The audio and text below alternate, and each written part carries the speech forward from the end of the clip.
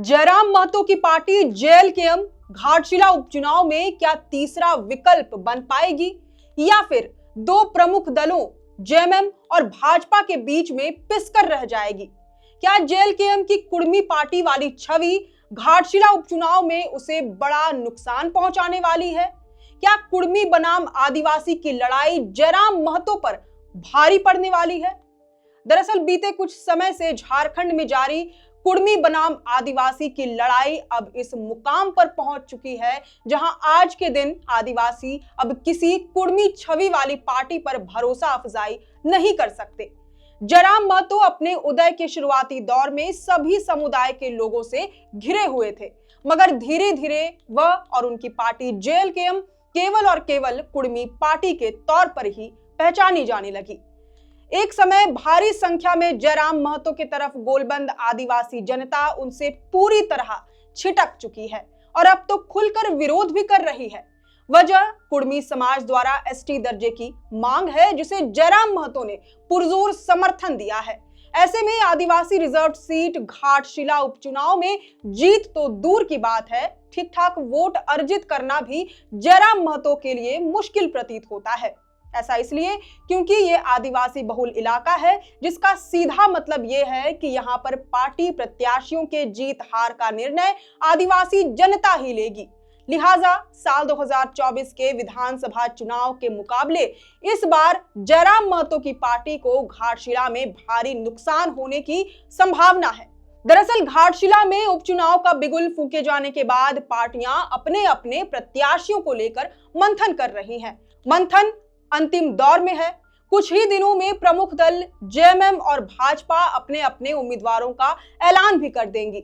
इन सब के बीच जेएलकेएम ने भी घाटशिला उपचुनाव में पूरे दमखम के साथ उतरने की घोषणा कर दी है। बीते दिनों एक पत्र जारी करते हुए पार्टी के केंद्रीय अध्यक्ष जयराम महतो ने बताया कि विधानसभा चुनाव की तैयारी और संगठनात्मक रणनीति पर विचार विमर्श के लिए आगामी 13 अक्टूबर को केंद्रीय समिति की बैठक आयोजित की है। इसी बैठक के दौरान संगठन की वर्तमान स्थिति, प्रत्याशी चयन की प्रक्रिया, क्षेत्रीय मुद्दों, प्रचार अभियान की रूपरेखा और कार्यकर्ताओं की जिम्मेदारियों पर विस्तृत चर्चा होगी। मीडिया रिपोर्ट्स के अनुसार जेएलकेएम का कहना है कि वह एक चौंकाने वाला उम्मीदवार मैदान में उतारेंगे। हालांकि आपको ये भी जानना जरूरी है कि पार्टी में फिलहाल कोई मजबूत दावेदार नहीं है। कुछ दिनों पहले ही पार्टी के दमदार नेता इंद्रजीत मुर्मू ने जेएलकेएम से इस्तीफा दे दिया है।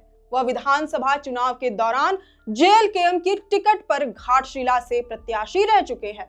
माना जा रहा था कि वह आगामी उपचुनाव में भी इसी पार्टी से चुनाव लड़ेंगे।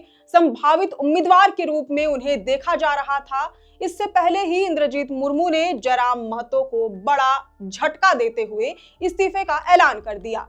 सबसे दिलचस्प उनके पार्टी छोड़ने का कारण था। उन्होंने ये कहकर जेएलकेएम छोड़ा कि मेरे आदिवासी समाज के आंदोलन में साथ देने पर पार्टी के कुछ पदाधिकारी ने फोन और व्हाट्सएप से आंदोलन में भाग नहीं लेने के लिए उन्हें धमकियां दी, जिसने उन्हें और उनके समस्त आदिवासी समाज के भावनाओं को ठेस पहुंचाया है। उन्होंने ये भी कहा कि मुझे मरना स्वीकार है, मगर मेरे और मेरे आदिवासी समुदाय का मान सम्मान, अस्तित्व, अस्मिता के साथ मैं कभी समझौता नहीं कर सकता हूं। इंद्रजीत मुर्मू के इस्तीफे के बाद अब जेएलकेएम के पास घाटशिला में मजबूत उम्मीदवारों की भारी कमी हो गई है। कुल मिलाकर तस्वीर साफ है। जयराम महतो की पार्टी से आदिवासी समाज का मोहभंग अब सिर्फ नाराजगी नहीं बल्कि सीधा अस्वीकार बन चुका है। जो नेता कभी उनके साथ खड़े थे वे अब एक एक कर किनारा कर रहे हैं। घाटशिला का ये उपचुनाव न सिर्फ जेएलकेएम की ताकत का इम्तिहान है बल्कि जयराम महतो की सियासी जमीन की भी असली परीक्षा साबित होने वाला है। अब देखना होगा कि इस टेस्ट में जयराम महतो खरा उतर पाते हैं या नहीं। खैर, अब इस पूरी रिपोर्ट पर आपकी क्या राय है ये हमें कमेंट करके जरूर बताएं।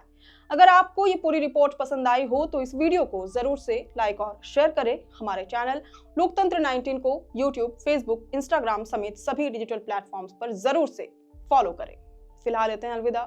जोहार।